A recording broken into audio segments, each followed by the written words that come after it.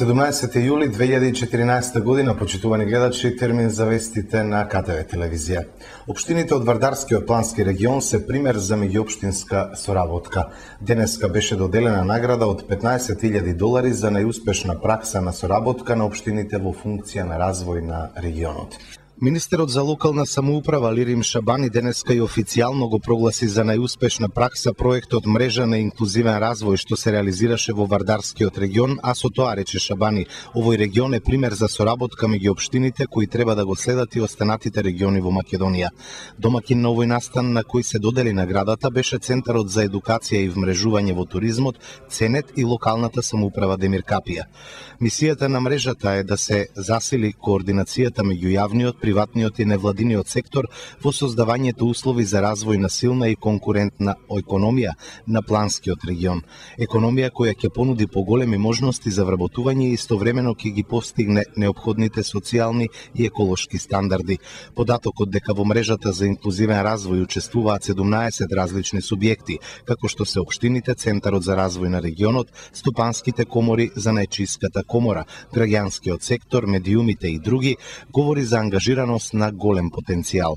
Со подршка на UNDP, овој модел на соработка со Министерството за локална самоуправа ќе го реплицира и во североисточниот и пелагонискиот плански регион, рече министерот Шабани. Тој нагласи дека приоритет на Министерството за локална самоуправа е развојот на општините и на планските региони, а за таа цел е неопходна соработка и партнерство меѓу сите субјекти во регионот.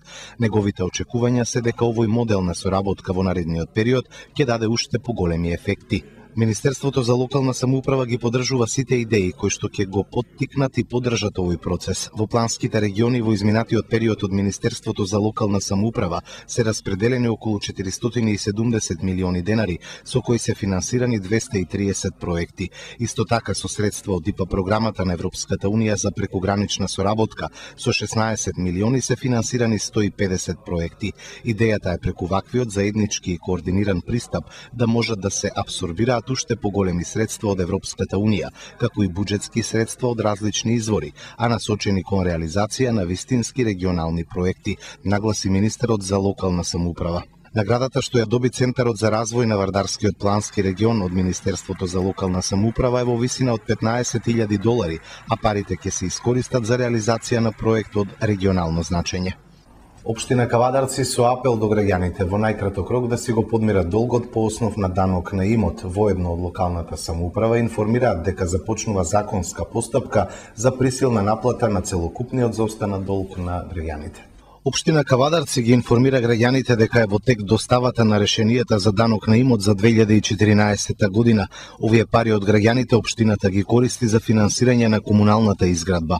Воедно општината потсетува и на законската обврска на граѓаните за подмирување на стариот заостанат долг на име на куќарина. Општината информира дека започнува со спроведување на законска постапка за присилна наплата на целокупниот заостанат долг на граѓаните на име на данок на имот. За таа цел на огласната табла во влезот на зградата на општината, како и на веб страната на општината kavadarci.gov.mk е истакнат список со имињата на должниците, како и износот на долгот кој треба да го подмират. Се известуваат граѓаните дека од денот на објавувањето на списокот имаат период од 8 дена да го подмират долгот, во спротивно општината ќе пристапи кон спроведување на законските одредби за наплата на долгот. Општина Кавадарци уште еднаш апелира до граѓаните совесно и одговорно да се однесуваат кон заедничката обврска за плаќање на данокот на имот, бидејќи тие пари се користат исклучиво за граѓаните. Тоа се наши пари за нашата општина, се наведува во соопштението и се додава. Плаќањето данок на имот е должност на секој граѓанин, но во исто време и придонес на поединецот во иднината на неговата општина. Платете го вашиот данок на време, нашата општина Кавадарци ќе ви биде благодарна. Ќе добиете поубави улици, подобро осветление, место за изградба на фабрики, отворање на нови работни места, поубави и посовремени училишта, гостување на познати уметници, музичари, рок групи, а пензионерите поубави простори за рекреација и понормален живот, се наведува на крајот во соопштението од локалната самоуправа. Повеќе пари се обезбедени со ребалансот на буџетот на општина Велеса за проекти од програмата за уредување на градежно земјиште. Ребалансот на општинскиот буџет обезбеди повеќе пари за реализација на проектите од програмата за уредување на градежно земјиште. Председателката на Комисијата за финансирање и буџет на Општинскиот совет Елизабета Чуповска вели дека со измените оваа програма сега тежи околу 200 милиони денари. Поголем дел од парите се наменети за уредување на индустријската зона Караслари. Најголемиот дел од измените во оваа програма се однесуваат на доуредување на индустријската зона Каласлари, каде што општината дополнително ќе вложи уште 5 милиони денари за нејзино целосно инфраструктурно уредување, врз основа на кое што ние во наредниот период очекуваме прилив, односно уредување на градажно земјиште. Како се резултат на тоа се зголемуваат приходите кои што ги очекува општината по однос на уредување на градажно земјиште. Во ребалансот на буџетот се вметнаа и парите кои локалната самоуправа ги доби преку владината програма за рурален развој. Ќе се финансираат 3 проекти: изградба на пречистителна станица, улици и поставување урбана опрема.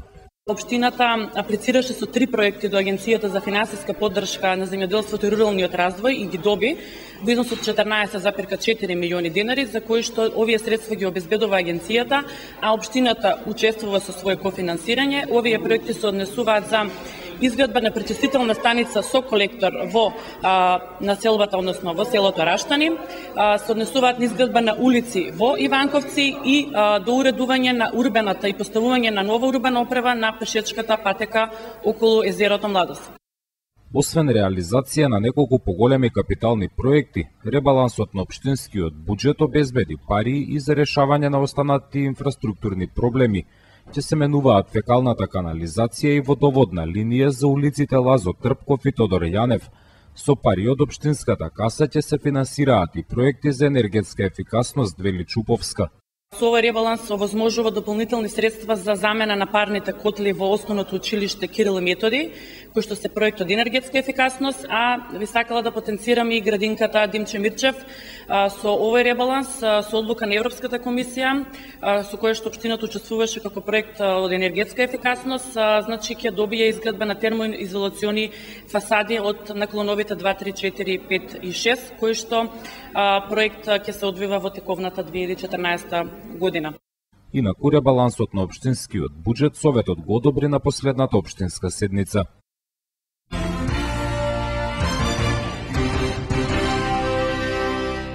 Општина Градско во рамки на своите финансиски можности ја реализира програмата за комунална изградба, вели градоначалничката на оваа општина, доктор Жанета Чаушевска. Интервјуто во емисијата ТВ Објектив ќе го следите утре вечер на нашата програма од 21 часот. Извојуваме акцент на делот на комунална изградба. Веќе се реализирани неколку проекти, планирани со мојата програма како предначалник, значи реализирана изградба на улица во населеното место во должина од 100 метри, патот завршување, значи конечно целата делница на патот Градско Подлес, значи сега се доврши делницата Брана до селото Подлес, тоа во должина од 1100 метри, инвестиција вредна 11 милиони денари, кои што се обезбедени преку Агенцијата за финансиска поддршка на рурален развој. Тоа заврши, значи, асфалтирањето минатиот месец, а минатата недела заврши асфалтирањето на првата фаза од патот село Долно Чичево, манастир Свети Архангел Михаил, во должина од 440 метри, инвестиција од околу 5 милиони денари. Така, тука не запираме, значи имаме други планови, веќе се готови проекти за уредување на централно подрачје во село, населено место Виничани, улички во селото Виничани, значи за едната уличка во должина од 120 метри со обезбедени средства проект преку Светска банка, само чекаме да го распишат тендерот, пошто добиен гранти преку нив оди, така рачунаме до крајот на август и таа да се направи. Повиците за ИПАРД ќе бидат некаде во октомври, максимално ќе искористиме со проектна документација, значи се да можеме да ги искористиме тие средства за подобрување на инфраструктурните, во главном за инфраструктурни проекти. Заинтересирани инвеститори од Холандија и од Турција за изградба на дом за стари лица во Кавадарци. Деталите се на колешката Миријана Мукаетова. Постојат реални можности Кавадарци наскоро да добие свој дом за згрижување на стари лица. Ова дамнешна иницијатива и залагање да изнајде инвеститор на Сдруженијето на пензионери на Кавадарци наскоро може да се реализира доколку со посредство на локалната самоуправа владата на Република Македонија донесе одлука за отстапување на постоечки објект или на соодветна површина на која ќе биде изграден објектот. По заинтересираноста на инвеститор од Холандија, деновиве локалната самоуправа ја посети и многу сериозен инвеститор од Турција, чие потекло од селото Дреново. За активностите околу идниот дом за стари лица во Кавадарци, за вестите на КТВ, градоначалникот Александар Панов изјави.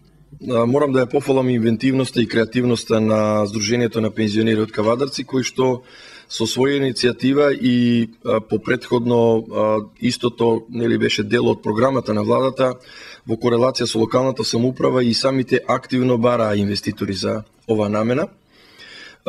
Инвеститор кој што е моште сериозен инвеститор во Турција, односно во Истанбул, кој што е по потекло од Македонија, беше неодамна нагости тука во локалната самоуправа и му беа предочени одредени работи поврзани со локацијата за идниот старски дом во Кавадарци. Исто така неодамна имав средба и со потенцијален инвеститор од Холандија, кој што фактички се интересира за една иста работа, а тоа е изградба на старски дом во Кавадарци. Од моја страна и пред се од страна на Сдруженијето на пензионерите, од председателот и неговиот тим, беше понудена една локација, меѓутоа има и други локации доколку не успееме со оваа атрактивна локација. Тоа е локацијата фактички во дворот на ЈЗУ здравствен дом или оној објект кој што сега пензионерите го користат како ресторан, старата лабораторија, спортска медицина и дел од детскиот диспанзер. Јас неодамна остварив средба и со министерот Спасов на оваа тема. Си зеде за обрска да го контактира министерот за здравство, бидејќи тука има мешање на објектите помеѓу двете министерства и очекувам во наредниот период да имаме одговор околу ова прашање. Инаку, за сериозноста на инвеститорите можам да кажам дека се крајно сериозни. Пред се за турскиот инвеститор кој што има многу големи објекти и работи во здравството и во стамбената изградба во Истанбул. И мислам дека доколку дојдеме до продажба на овој простор, а тоа ќе биде доколку се донесе одлука на влада за овој простор, не постојат пречки во Кавадарци конечно да се изгради овој простор, овој старски дом. Се работи за простор од 3500 метри квадратни, над 2200 метри квадратни простор за градење, што е сосема доволно, дури повеќе од тоа да во Кавадарци се изгради старскиот дом. Значи, ова е фактички планот А, кој што го имаме заедно со Сдруженијето на пензионери. Доколку не успееме со ова, тогаш одиме и на други локации, се до реализација на овој проект. Па јас се надевам дека нема да не фатат летните одмори, меѓутоа како и да биде, првото прашање е тоа дали Министерството за здравство ќе дозволи да дел од неговите објекти бидат урнати или преселени и слично. Меѓутоа, тоа е првично прашање кое што треба да се дискутира помеѓу двата министри, министерот за здравство и министерот за труд и социјална политика. Доколку постои таква можност, потоа мислам дека не постојат пречки и одлука на влада за продажба на овој простор и на овие објекти, нивна реконструкција, уривање или градење во зависност од проектот кој што ќе биде понуден. Меѓутоа, кажав, доколку не успее овој идеален план А, тогаш имаме план Б да понудиме друга локација или на Greenfield инвестиција или пак адаптација на некој постоечки објект во старски дом. Надлежните институции денеска реагираа со општи препораки за заштита од топлотен бран. Лекарите велат задолжително мора да се почитува препорачаното. Препораки за спречување на штетните ефекти од надворешните високи температури врз здравјето на луѓето до сите граѓани упатуваат Министерството за здравство, Институтот за јавно здравје, Институтот за трудова медицина и центрите за јавно здравје. Оттаму денеска со апел истите да се почитуваат излезе доктор Трајча Ризов, специјалист по хигиена.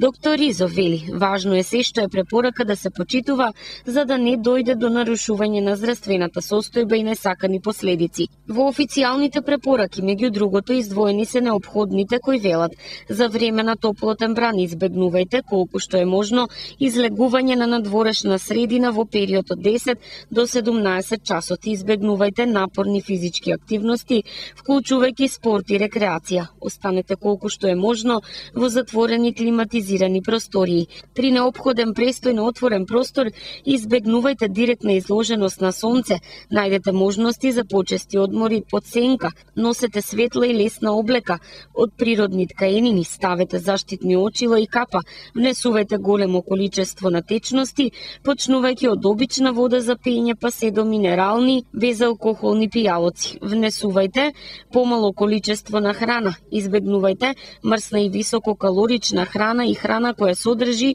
поголемо количество шеќер. Туширајте се со студена вода повеќе пати, кога сте во возило отворете прозорец за да овозможите вентилација на воздухот. Хронично болните, посебно тие со срцеви, невролошки и белодробни болести, потребно е да бидат многу дисциплинирани во однос на овие препораки и редовно да ја земаат својата терапија. За секакви промени на здравствената состојба задолжително да го консултираат матичниот доктор. Ако чувствувате зашеметеност, слабост, вознемиреност или чувство на интензивна жеп и главоболка, побарајте помош. Преместете се на постудено место колку што е можно побрзо и измерете ја својата телесна температура. Веднаш напиите се вода или негазиран минерален пијалок за да се рехидрирате. Ако имате болни грчеви во мускулите на нозете, рацете и стомакот, што побрзо одморете се на постудено место и напиите се течно што содржи електролити. Медицинска помош е потребна ако грчевите траат подолго од 1 час. Ако некој член од вашето семејство или лице на кое помагате има топла и сува кожа или е без сознание, веднаш повикајте 194. Додека се чека итната медицинска помош, префрлете го на студено место и ставете го во хоризонтална положба. Во официјалниот допис со препораки надлежните институции, кои ги споменавме погоре, ги наведуваат и препораките, кои особено се важни за заштитата на ранливите групи населени, односно старите лица, доенчињата, децата до 4 годишна возраст, хронично болните и лицата кои примаат лекови. Препораки се испратени и до раководителите, работодавците и пензионерските домови, а надлежните препорака упатија и до локалните власти и општините во нив се вели да се активираат јавните чешми и фонтани и истите да бидат во функција, особено за време на појавата на топлотни бранови. Посебно внимание да се обрне во поглед на водоснабдувањето и подигањето на смет, како и одржувањето на чистотата на населените места.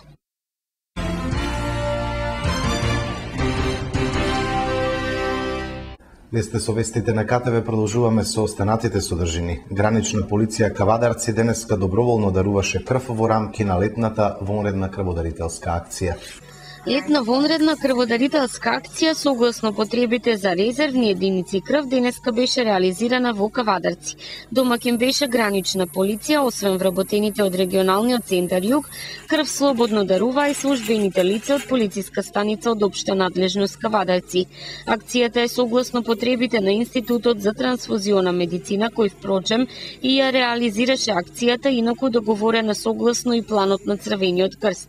Крв доброволно дарува околу 30 на припадници на граничната полиција и на полициската станица, во редот на дарители во оваа акција застана и началникот на гранична Митко Пешов.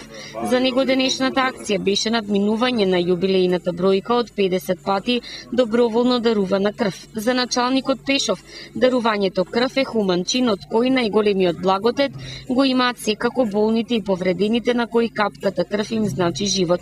Дел од акцијата беа крводарители кои досега дарувале 5, 10, 15, 20 пати, но имаше и неколкумина кои за прв пат ја испружија раката да даруваат крв. Од Институтот за трансфузиона медицина за КТВ потврдуваат дека гранична полиција Кавадарци веќе е традиционален дарител кој 2 пати годишно хумано помага со доброволно дарувани единици крв. Резервите од крвни единици се најпотребни во лето, па затоа истовремено вакви акции има низ повеќе градови во Републиката, потврдува Институтот, кој најави дека и следната недела Кавадарци ќе покажува хуманост на следната вонредна акција која ќе се случува во просториите на Црвениот крст. Во организација на невладината организација Вавилон на Македонија во Неготино, во деновите 16, 17 и 18 јули се одржува камп семинар за млади и студенти. Во организација на Сојузот на НВО Вавилон Македонија Неготино во периодот од 16, 17 и 18 јули 2014 година во Хотел Парк Неготино ќе се одржуваат работилници во рамки на годишниот камп семинар за млади и студенти. Кампот ќе биде воден од тим на искусни тренери Тренинг Workshop International 2014 од Вашингтон и Сараево.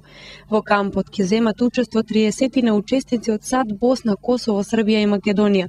Во Македонија, односно во Неготино, кампот се одржува трета година поред, а учесниците се од Сојузот Вавилон, кој воедно се јавува и како коорганизатор на севкупниот камп семинар. На овогодинешниот камп сите млади учесници ќе имаат можност да се стекнат со нови искуства, знаења и вештини за работа во групи и тимови, како и за јакнување на комуникацијските вештини, вештини на преговарање, решавање на проблеми, лични стилови, како и многу други корисни вештини. На крајот од кампот сите учесници ќе се стекнат со сертификати за учество на кампот.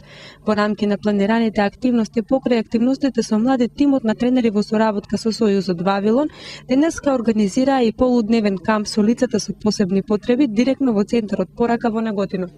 Објавен конкурсот за упис во студентските домови. Зависно од студиската година, електронското пријавување почна вчера, а ќе трае заклучно со 22 септември. За престојната 2014-2015 учебна година во студентските домови во земјава ќе може да се сместат 5956 студенти, се предвидува во објавениот конкурс за сместување студенти во државните студентски домови од страна на Министерството за образование и наука. Студентите што се пријавуваат на конкурсот треба да пополнат електронска пријава поставена на интернет порталот. Студентите може да конкурираат за прием само за еден студентски дом. На оние лица што електронски се пријавиле повеќе пати, за валидна ќе им се смета последната пријава пред доставувањето на потребните документи. Рокот за електронското пријавување на студентите од втора година и повисоките години почна вчера и ќе трае до 10 следниот месец. Рокот за електронското пријавување на студентите од прва година почнува од 19 август и ќе трае до 24 август оваа година. Од Министерството за образование информира дека доколку по објавувањето на конечните списоци со примени студенти по домови останат непополнети сместувачките капацитети во одреден дом, електронското пријавување ќе продолжи се до нивно пополнување, но најдоцна до 22 септември годинава. Распределбата се врши на тој начин што 40% од вкупниот број на расположливите места во домовите се за студенти за кои вкупните приходи во семејството се до минималната нето плата. 25% од вкупниот број на расположливите места во домовите се за студенти што постигнале особено висок успех за учењето. 20% се обезбедуваат за студенти што прв пат ќе бидат запишани на прв циклус на јавните и на приватните универзитети и на високообразовните установи во Република Македонија.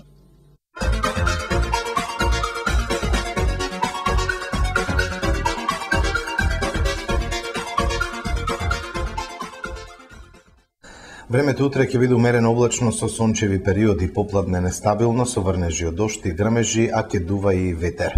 Максимална температура до 32 степени, УВ индекс 7. Со времето ги завршуваме вестите. Благодарам за вниманието, ви посакувам пријатни мигови со нашата програма.